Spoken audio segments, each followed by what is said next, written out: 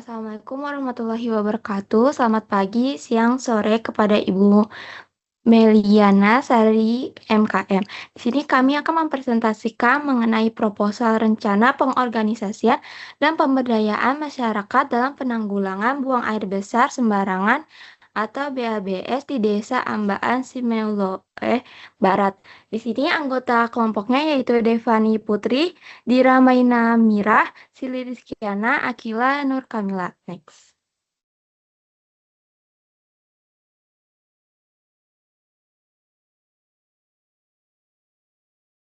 Next.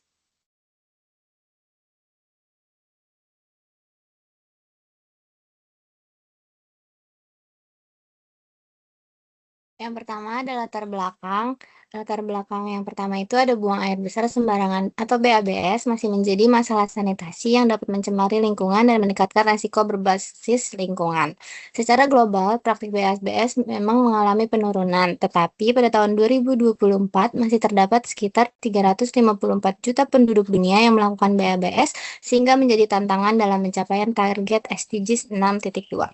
Di kawasan Asia sendiri, Indonesia telah menunjukkan penurunan praktik BABS, tetapi prevalensinya masih lebih tinggi dibandingkan beberapa negara tetangga seperti Malaysia, Singapura, Thailand, dan Vietnam.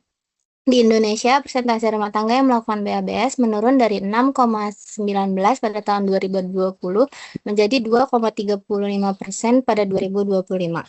Namun, penyakit BABS masih lebih banyak ditemukan di wilayah pedesaan. Di Provinsi Aceh masih memiliki angka BABS yang lebih tinggi dibandingkan rata-rata nasional, yaitu 6,57% pada tahun 2025, sehingga menjadi salah satu wilayah yang masih memerlukan perhatian dalam upaya peningkatan sanitasi. Di Desa Ambaan, Kabupaten Simaleu merupakan salah satu wilayah dengan permasalahan BABS yang tinggi, di mana sekitar 84% keluarga masih melakukan BABS. Berdasarkan kondisi tersebut, diperlukan pendekatan pengorganisasian dan pemberdayaan masyarakat untuk meningkatkan perilaku stop BABS dan mendukung terwujudnya sanitasi yang layak dan berkelanjutan. Next.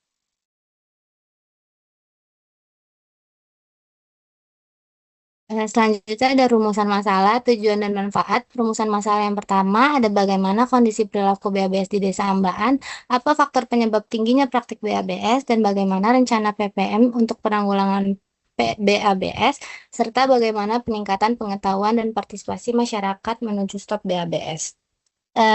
Tujuannya terbagi menjadi dua, yaitu tujuan umum dan tujuan khusus. Tujuan umumnya adalah untuk menyusun rencana pengorganisasian dan pemberdayaan masyarakat dalam upaya penanggulangan BABS di Desa Ambar.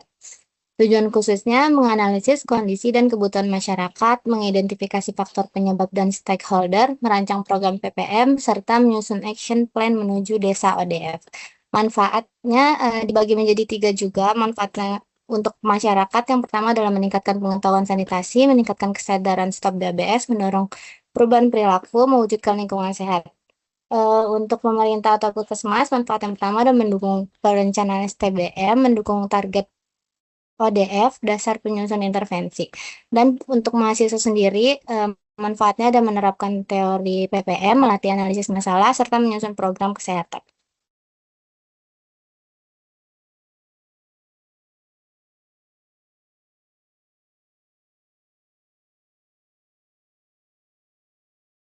Selanjutnya, saya akan menjelaskan mengenai metode yang digunakan dalam penyusunan proposal ini.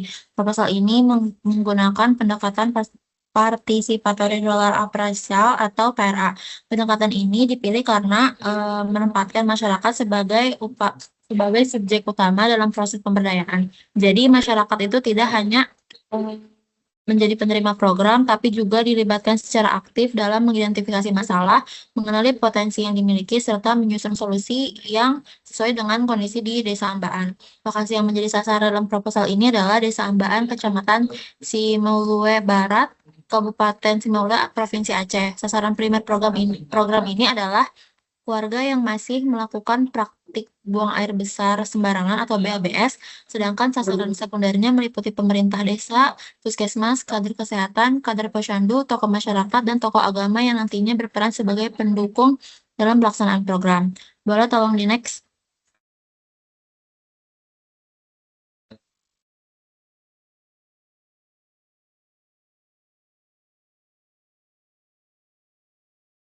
sebelumnya. Nah, selanjutnya dalam penyusunan proposal ini dilakukan analisis situasi dan analisis potensi. Analisis situasi direncanakan menggunakan dua sumber data, yaitu data primer dan data sekunder. Data primer ini diperoleh melalui observasi, wawancara, dan focus group discussion atau FGD. Sementara itu, data sekunder berasal dari BPS, Dinas Kesehatan, profil kesehatan, profil desa Ambaan, serta berbagai jurnal ilmiah yang relevan. Setelah kondisi masyarakat dianalisis, tahap berikutnya adalah analisis potensi. Analisis ini bertujuan mengidentifikasi berbagai sumber daya yang dimiliki masyarakat, seperti sumber daya manusia, kelembagaan, modal sosial, dan sarana pendukung. Seluruh hasil analisis tersebut kemudian menjadi dasar dalam penyusunan program sigap sebagai bentuk rencana pengorganisasian dan pemberdayaan masyarakat untuk mendukung terwujudnya desa Ambaan yang bebas dari praktik BABS. Next.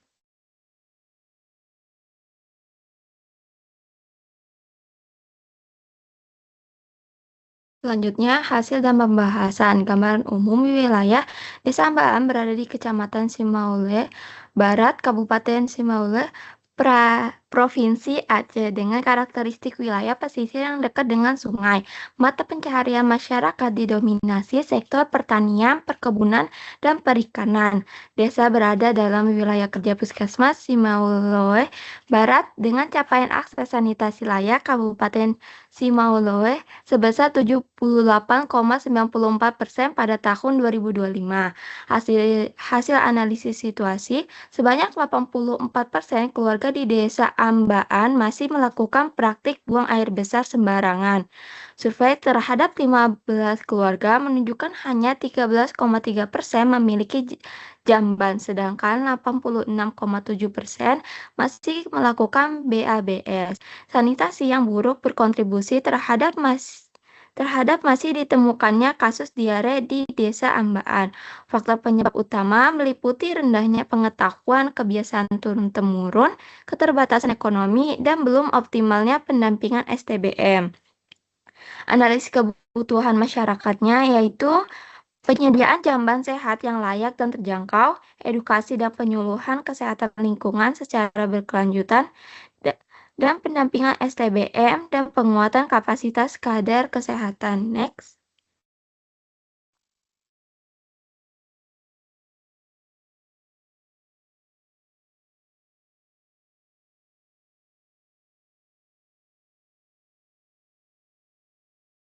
Nah, selanjutnya ada analisis potensi. Budaya gotong royong dan modal sosial masyarakat masih kuat. Tersedianya dukungan pemerintah desa, puskesmas, kader kesehatan, kader posyandu, tokoh masyarakat, dan tokoh agama. Serta adanya program STBM yang dapat dioptimalkan sebagai dasar intervensi. Identifikasi masalah. Ini masih adanya tingginya praktek BABS, rendahnya kepemilikan jamban sehat, pendampingan STBM belum optimal, rendahnya pengetahuan masyarakat, serta kebiasaan BABS di sungai secara turun-temurun. Next.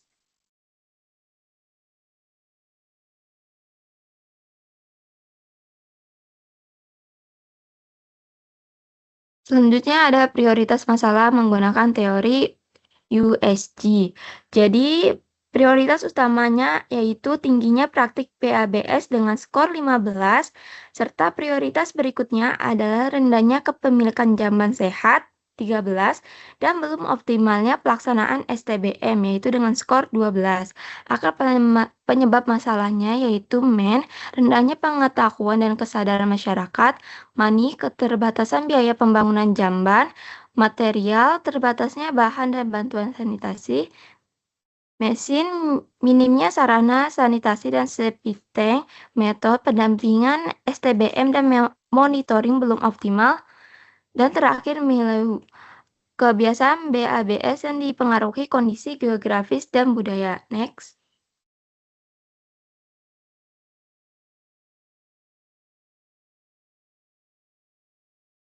Oke, selanjutnya itu ada rencana program yang sudah kami rencanakan. Program ini dinamakan program sigap dari kepanjangan sistem gerakan sadar sanitasi dan pantau perilaku, di mana latar belakang pembentukan program ini yang diperoleh dari program pemberdayaan masyarakat untuk menanggulangi praktik buang air besar sembarangan BABS di Desa Ambaan. Yang kedua, mengintegrasikan edukasi kesehatan, pemicuan STBM, pendampingan kader, serta monitoring perilaku sanitasi secara berkelanjutan.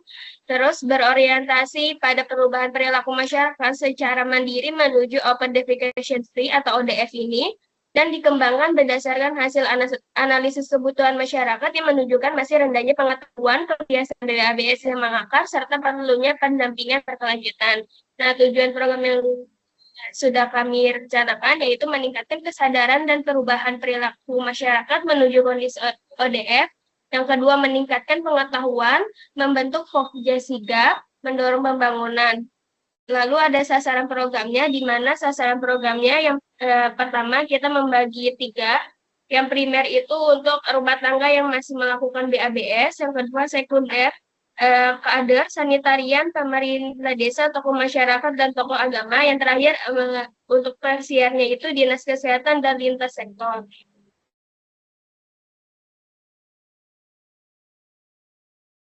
Selanjutnya di sini ada kerangka implementasi menurut dari IPOI. Yang pertama input itu pemerintah desa, puskesmas, kader, media edukasi, sarana dan pendanaan. Ada prosesnya itu sosialisasi, edukasi, pemicuan STBM, pembentukan Pokja, pelatihan, home visit, monitoring dan evaluasi. Ada outputnya itu Pokja terbentuk Pokjanya terbentuk, edukasi terlaksana, partisipasi meningkat, dan data monitoringnya tersedia. Outcome-nya itu pengetahuan meningkat, penggunaan jamban sehat bertambah, serta praktik BABS-nya menurun. Yang terakhir, impact-nya itu jangka panjangnya terwujudnya desa Ambaan bebas BABS dan meningkatnya derajat kesehatan masyarakat. Di sebelahnya lanjut ada rencana pelaksanaan menurut POAC-nya itu, planning-nya itu menyusun tujuan, sasaran materi, sarana dan jadwal program selama 6 bulan. Ada organizing-nya itu pembentukan Pokja sigap, menyusun struktur organisasi, pembagian tugas, dan mekanisme koordinasi. Actuating-nya itu melaksanakan sosialisasi, pemicuan STBM, pelatihan jamban sehat, pendampingan masyarakat. Controlling-nya itu melaksanakan monitoring setiap bulan melalui observasi, dokumentasi, dan koordinasi.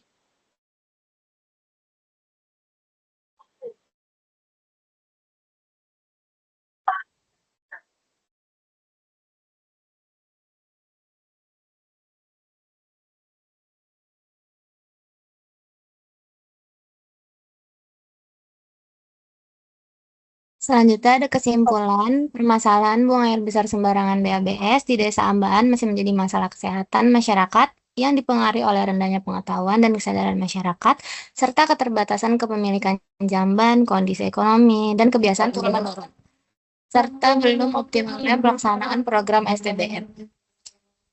Berdasarkan hasil analisis situasi, kebutuhan potensi, prioritas masalah USG, dan akar penyebab disusun program sigap sebagai upaya pemberdayaan masyarakat melalui edukasi, penguatan kader, pemicu STBM, penyediaan sarana sanitasi, dan monitoring dan evaluasi berkelanjutan. Program ini diharapkan mampu meningkatkan perubahan perilaku masyarakat, memperkuat kolaborasi lintas sektor, serta mendukung terwujudnya Desa Ambaan sebagai Desa Open Defecation Free.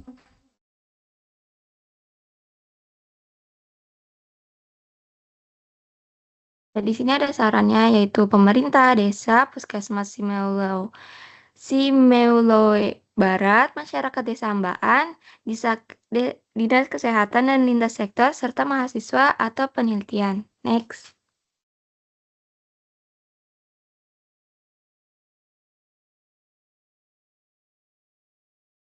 Ya, sekian dari kelompok kami. Kurang lebihnya mohon maaf. Wassalamualaikum warahmatullahi wabarakatuh.